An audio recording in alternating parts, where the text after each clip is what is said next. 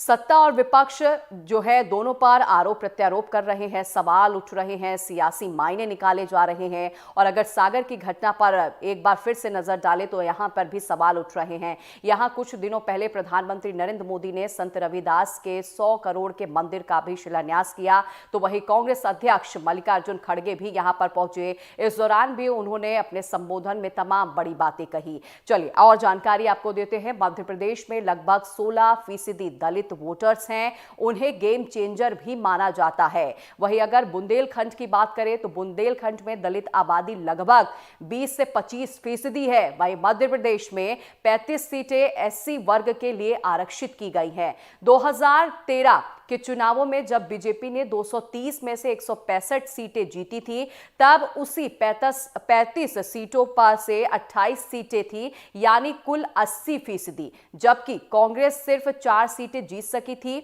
उसके बाद बसपा 3 सीटें जीती, लेकिन 5 साल बाद 2018 में चुनाव हुए, जहां 35 एससी आरक्षित सीटों पर बीजेपी की संख्या घटकर सिर्फ 18 रह गई, जबकि कांग्रेस की गिनती 4 गुना से अधिक बढ़कर 17 सीटों पर पहुंच गई।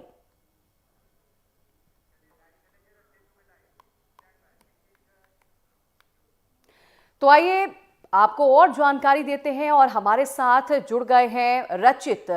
अभी हमने पूरे आंकड़े बयां कर दिए कि अभी तक कितने केस दर्ज हुए।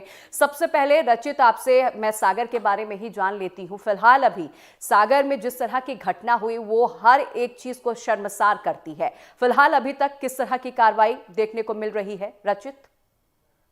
जी, आपको बता दें जी। कि सागर में जो दलित युवक की बेरहमी से पीट पीट कर हत्या कर दी गई और मां को भी बुरी तरह से पीटा गया। इस मामले में पुलिस ने अभी तक सिर्फ 8 ही आरोपियों को गिरफ्तार किया है। जो सरपंच पति, जो मुख्य आरोपी इसमें बताया जा रहा है, वो अभी फरार है और जो सब आरोपी हैं उनके नाम सामने आने के बाद भी अभी तक उनकी भी गिरफ्तारी जो पुलिस के अधिकारी हैं वो नहीं कर पाए हैं। अगर देखा जाए तो पक्ष विपक्ष दोनों एक दूसरे पर निशाना साध रहे हैं। कांग्रेस के जो राष्ट्रीय सचिव हैं पीसी मित्तल, वो पीड़ित परिवार से मिलने पहुंचे थे, तो उनका यही कहना था कि जो गांव के आरोपी हैं, जो दबंग आरोपी हैं, उन्होंने बेरहमी से युवक की पीट पीट कर हत्या कर दी और मां को भी पीटा और जो उनका घर है उसका सामान पूरी तरह से क्षतिग्रस्त कर दिया। साथ ही साथ जो आरोपी हैं उनने जो पीड़ित पक्ष है उनके घर पर जो पशु थे उनको भी नहीं छोड़ा, उनकी भी बुरी तरह से पिटाई की है। अगर जो पीड़ित पक्ष की मांग थी कि उनके घर पर, आरोपियों के घर पर बुलडोजर चलाया जाए, तो जो राजस्व की टीम है वो भी अभी तक किसी प्रकार की कार्रवाई के लिए वहां पर नहीं पहुंची है और ना ही उन्होंने किसी प्रकार का अतिक्रमण अभी तक उन्होंने चिन्हित किया है कि जिस पर वो कार्रवाई की जाए। रचित, आप ये जानकारी दे रहे थे कि एक टीम बकायदा गठित की गई है, जो भी आरोपी हैं उनके संपत्ति को लेकर जांच की जा रही है, ताकि जो भी उनके अवैध अतिक्रमण उन्होंने किया हो उस पर बुलडोजर चलाया जा सके। क्या अभी तक किसी स्थान को चिन्हित किया गया? क्योंकि कल ये घटना हुई, आप जानकारी दे रहे हैं कि सुबह से ये टीम जो है नजर बनाए हुए है। जी, जो सागर कलेक्टर दीपक आर्य हैं, उन्होंने बताया था कि एक टीम एसडीएम और तहसीलदार के निर्देशन में गठित की गई है। वो वहां पर गांव में, अगर जो जानकारी के अनुसार सूत्र हैं उनसे 12 बजे तक तो टीम वहां पर नहीं पहुंची है। अगर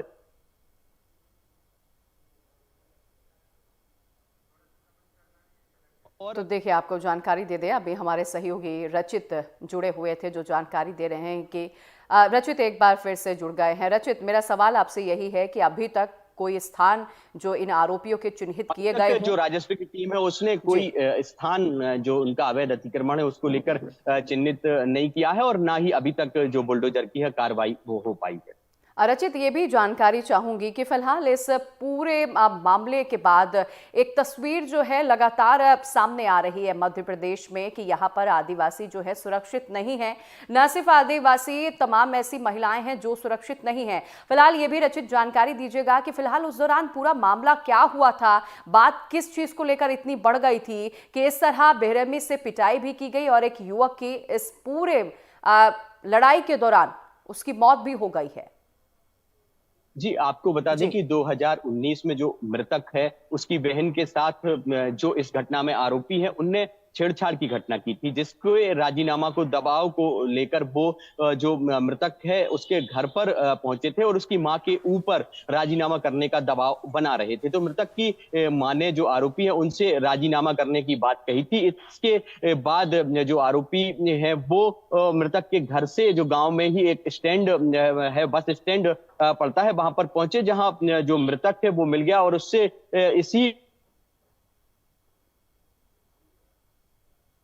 तो देखिए, आपको जानकारी दे दे कि अभी तक राजीनामा को लेकर जी। वाद विवाद हो गया और विवाद में स्थिति इतनी बढ़ गई कि जो आरोपी है उन्होंने युवक की बेरहमी से पिटाई कर दी और जब मां को इस विवाद का पता चला तो मां अपने बेटे को बचाने वहां पर पहुंची, जिससे मां को भी उन्होंने बुरी तरह से पीटा।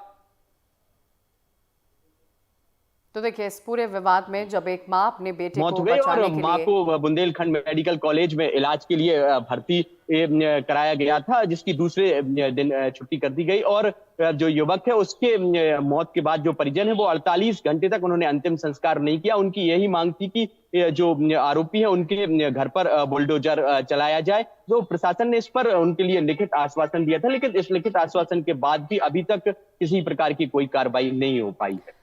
रचित, आप जानकारी दे रहे हैं कि अभी तक कोई कार्रवाई नहीं हुई और ये भी बता रहे लिखित आश्वासन दिया गया था। किस अधिकारी ने ये लिखित आश्वासन दिया था? क्योंकि 24 घंटे से ज्यादा का वक्त बीत गया है और अभी तक किसी तरह की कार्रवाई नहीं की गई है। मौके पर जब सागर कलेक्टर को पता चला था कि जो परिजन है वो इस बात पर अड़े हुए हैं कि जो उनका आरोपियों का घर ढाया जाए, तो उसके बाद अंतिम संस्कार पीड़ित परिवार करने की मांग कर रहा है, तो वो रात में ही जो बरौदिया नौनागिर गांव है वहां पर पहुंचे थे और सुबह जब परिजन अंतिम संस्कार ना करने की बात वाली थी तो उन्होंने एक कागज पर ये लिखित आश्वासन दिया था कि पीड़ित परिवार को आर्थिक सहायता दी जाएगी, 24 घंटे के अंदर जो आरोपी है उनका अतिक्रमण चिन्हित कर कार्रवाई की जाएगी और साथ ही साथ जो पीड़ित परिवार है उसके एक व्यक्ति को नौकरी भी दी जाएगी। रचित, ये भी जानकारी चाहूंगी कि अभी आप जानकारी दे रहे हैं कि पीड़ित परिवार जो है वो अंतिम संस्कार नहीं करना चाह रहा था, क्योंकि उनकी मांग थी कि जब तक उन्हें इंसाफ नहीं मिल जाता तब तक वो अंतिम संस्कार नहीं करेंगे। क्या अंतिम संस्कार कर दिया गया है रचित? जी, अंतिम संस्कार है जो शनिवार को कर दिया गया था।